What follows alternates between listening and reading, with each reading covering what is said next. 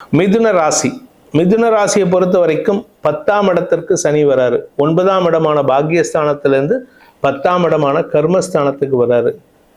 கர்மமே கண்ணாயினார், கடமையை செய் பலனை எதிர்பார்க்காதேன்னு கீதையில சொல்லியிருக்காங்க. இது சனி பகவானை பொறுத்த வரைக்கும் இந்த கடமையை செய் பலனை எதிர்பார்க்காதேங்கிறது எல்லா ராசிக்குமே பொருந்தும்.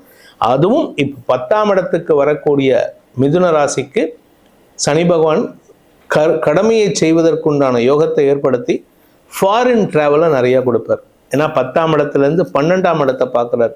12ஆம் இடம் அப்படிங்கிறது விரயஸ்தானம், தூங்கக்கூடிய ஸ்தானம், சயனஸ்தானம், கட்டிலறை ஸ்தானம், கடல் கடந்த ஸ்தானம். ஸோ இதெல்லாம் உங்களுக்கு சாதகமாக நடக்கக்கூடிய வகையில் இருக்குது. தூக்கத்தை கெடுக்கிற மாதிரி இருக்கும். ஏன் அப்படின்னு சொன்னால், நீங்கள் தூங்கினா வேலை பண்ண மாட்டீங்க, வேலை பண்ணினா தூக்கம் வராது. நீங்கள் வேலை பண்ணிப்பாங்க, நைட்டு உட்காந்து உங்கள் கேமராவில் உட்காந்து எடிட் பண்ணி பாருங்களேன், நைட் 2 மணி ஆனால் தூக்கம் வராது. ஆனால் வெறுமை உட்காந்து பாருங்கள், 8 மணிக்கே தூக்கம் வந்துடும். ஸோ அது மாதிரி வேலை பண்ணக்கூடிய நபர்கள், இப்போ மிதுன ராசி நண்பர்கள், போன சனிப்பெயர்ச்சியில் ரிஷபராசி நண்பர்கள் வேலை பண்ணினதுனால தான் இப்போ அவங்களுக்கு அமோகமான பலன்கள்.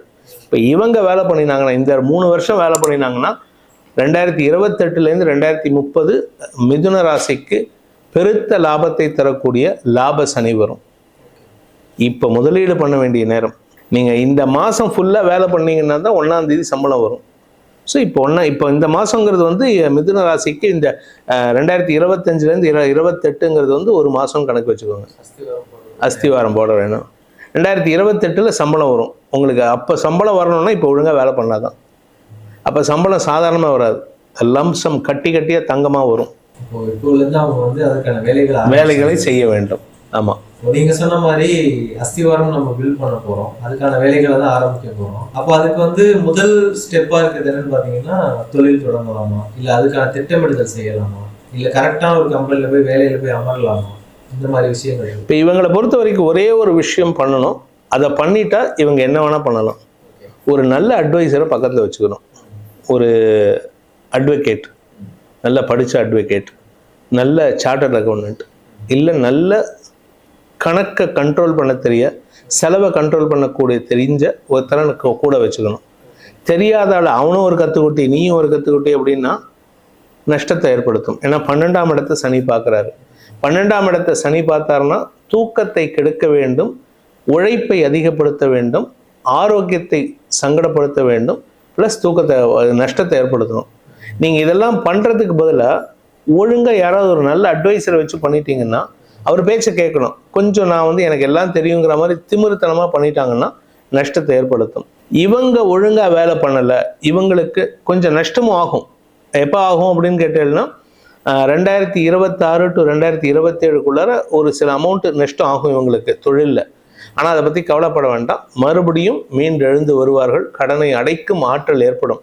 ஆனால் அந்த நஷ்டம் ஆகலை அப்படின்னா இவங்களுக்கோ இவங்களுடைய தாயாருக்கோ ஆரோக்கிய சங்கடம் ஏற்பட்டு மருத்துவ ரீதியான ஆப்ரேஷன் செலவுகள் ஏற்படுறதுக்கு வாய்ப்பு வரும். அதனால் ஏதாவது ஒன்று கண்டிப்பாக நடக்கும். இது அவங்களுடைய தனிப்பட்ட ஜாதகத்துக்கு ஏற்ற மாதிரி மாறுபடும். கண்டிப்பாக நடக்கும், இது நடந்திருக்கு. ஸோ அதை மட்டும் கொஞ்சம் கவனமாக பார்த்துட்டு முதலீடுகளை அதிகமாக இல்லாமல் பார்த்துக்கோங்க. முதல்ல நல்லா பிளான் பண்ணுங்க, ஒர்க்கை பிளான் பண்ணணும். இதே ஒரு படத்தில் சொல்கிற மாதிரி பிளான் பண்ணி பண்ணணும். அந்த பிளானிங் ஒழுங்கா இல்லை அப்படின்னு சொன்னா நஷ்டங்கள் அதிகரிக்கிறதுக்கு வாய்ப்பு இருக்கு. இவங்களுக்கான திருமண வாய்ப்புகள், திருமண யோகங்கள், இவங்களுக்கு 7ஆம் இடத்திற்கு சனியின் பார்வை இருக்கிறதுனால இவங்களுக்கு இந்த 30 வயசுக்குள்ள இருக்கிறவங்களுக்கு திருமணம் கொஞ்சம் இழுபறி நிலைமை ஆனதுக்கப்புறம், வாக்குவாதம் ஆனதுக்கப்புறம், செலவானதுக்கப்புறம் தான் நடக்கும். ஆனால் அதே 40 வயசுக்கு மேலே ஆகிடுது, அவங்களுக்கு இப்போ தான் 45 வயசு ஆகுது, 50 வயசு ஆகுது, அவங்களுக்கு இப்போ திருமணம் அப்படின்னா லேட் மேரேஜ், அது லேட் மேரேஜ் நடக்கிறதுக்கு உண்டான யோகம் இருக்குது. ஸோ அதனால் இளம் வயது ஆண் பெண்கள் இப்போ சம்பாதிக்கிறதுக்கு வழியை பாருங்கள். ஒரு 32 வயசு 35 வயசு அடுத்த வருஷம் லாபஸ்தானத்துக்கு சனி வரும்பொழுது தாராளமாக திருமணம் பண்ணிக்கலாம். இந்த ஒரு 2 வருஷம் உழைப்பை அதிகப்படுத்துங்கள். 2 வருஷம் முடிஞ்சதுக்கப்புறம் 2027 ஜனவரியிலேருந்தே திருமணம் பற்றிய பேச்சுவார்த்தைகளை துவக்கினால் குடும்பத்தில் சந்தோஷம் ஏற்படுகின்ற காலகட்டமாக அமைந்துடும். குடும்பத்தில் பொருளாதார ரீதியான நிலைமைகள் தாராளமாக இருக்கு. வருமான அதிகரிப்பு ஏற்படுறதுக்கு வாய்ப்பு இருக்கு. நல்ல நண்பர்கள், இப்போனா குரு பயிற்சி சாதகமாக இருக்கு. திருமணம் வரக்கூடிய நேரம்.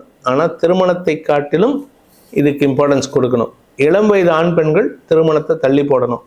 30 எங்கள் வீட்டில் 28 வயசுலேயே கேட்குறாங்க, கொஞ்சம் ஒரு 2 வருஷம் தள்ளி போடுங்க, கண்டிப்பாக நல்ல வாழ்க்கை இருக்குது.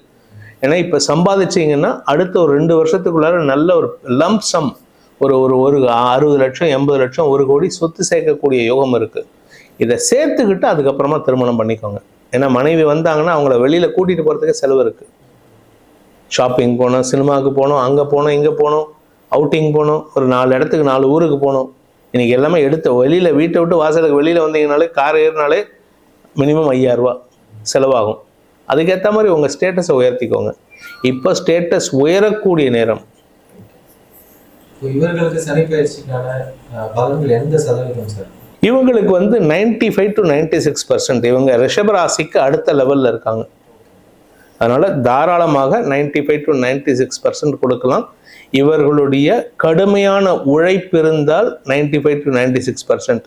சப்போஸ் கடுமையாக உழைக்க மாட்டேன், நான் சோம்பேறித்தனம், எனக்கு வியாதி இருக்குது, எங்கள் அம்மாவுக்கு உடம்பு சரியில்லை, எங்கள் வீட்டில் நஷ்டமாகிடுது, இது என்ன பொருள் எரிஞ்சு போச்சு, பொருளை திருடின்னு போயிட்டாங்க, நான் வேலை பண்ணலை அப்படின்ட்டு உக்காந்தாங்கன்னா அவர்களுடைய பர்சன்டேஜ் 96ங்கிறது 66ஆக மாறிடும். ஸோ இது 2 இருக்குது. நீங்கள் வேலை பண்ணாமல் இருந்தீங்கன்னா 66, வேலை பண்ணினீங்கன்னா 96. பலன் அனுபவிக்கிறதுக்கான வழிகள் ஏதாவது? தாராளமாக. இவங்களை பொறுத்த வரைக்கும், இந்த மிதுன ராசியை பொறுத்த வரைக்கும் தேய்பிறை அஷ்டமி, தேய்பிறை நவமி, அமாவாசைக்கு அப்புறம் வரக்கூடிய தேய்பிறை அஷ்டமி மற்றும் நவமி திதிகளில் நீர்மோர் பானகம் விநியோகம் செய்ய வேண்டும். அடுத்தவங்களுடைய வயிறு குளிரணும். நீங்கள் அங்கே நீர்மோரை வச்சுட்டு நீங்களே 10 டம்ளர் குடிக்கக்கூடாது. அடுத்தவங்களுடைய வயிறு குளிர்றதுக்கு நீங்கள் செஞ்சீங்கன்னா, அதாவது என்னென்னா, அடுத்தவன் நல்லா இருந்தானா நீங்கள் நல்லா இருப்பீங்க. வாழ விடு, வாழ விட்டால் வாழலாம். ஸோ அதுதான் இவங்களுக்கு உண்டான பரிகாரம். இது சிவன் கோயிலுக்கு போகிறது, அது பேர் என்ன, சனீஸ்வரருடைய கோயிலுக்கு போகிறதெல்லாம் அதெல்லாம் அடிஷ்னல் தான். இதை பண்ணிட்டு வந்தாலே கோயிலுக்கு போகக்கூடாதுன்னு நான் சொல்ல மாட்டேன். கோயிலுக்கு போகிறதுக்கு முன்னாடி இவன் கடமையை செய்யணும். அந்த காலத்தில் கோயிலில் தான் எல்லா கடமையும் இருந்தது. அங்கே டாக்டர்ஸ்லேருந்து அறிவாளிகள்லேருந்து எல்லாரும் கோயிலில் மீட் பண்ணுவாங்க. இப்போ கோயில் வயசானவங்க, இல்லை ரிட்டையர் ஆனவங்க, இல்லை வயசான மாமிக்கள், இல்லை யங்ஸ்டர்ஸ் லவ் ப்ரப்போஸ் பண்ணுறதுக்கு உண்டான இடமா மாறிடுது. கோயிலுக்கு நீங்கள் போகிறீங்களா, உங்களுடைய கடமையை செஞ்சுட்டு வாரத்துக்கு 1 நாளோ இல்லைம்மா வாரத்துக்கு 2 நாளோ போயிட்டு அங்கே இடத்த போய் சுத்தப்படுத்தணும். அங்கே போயிட்டு சும்மா வெட்டியாக உக்காந்துட்டு வரக்கூடாது. ஞாயிற்றுக்கிழமை காத்தால அங்கே போகிறீங்களா, சும்மா க்ளீன் பண்ணிட்டு வாங்க. கோயிலையும் சுத்தப்படுத்தணும், உங்கள் மனசையும் சுத்தப்படுத்தணும். அங்கே போயிட்டு அதை பண்ணினீங்கன்னா உங்களுக்கு நல்லது நடக்கும்.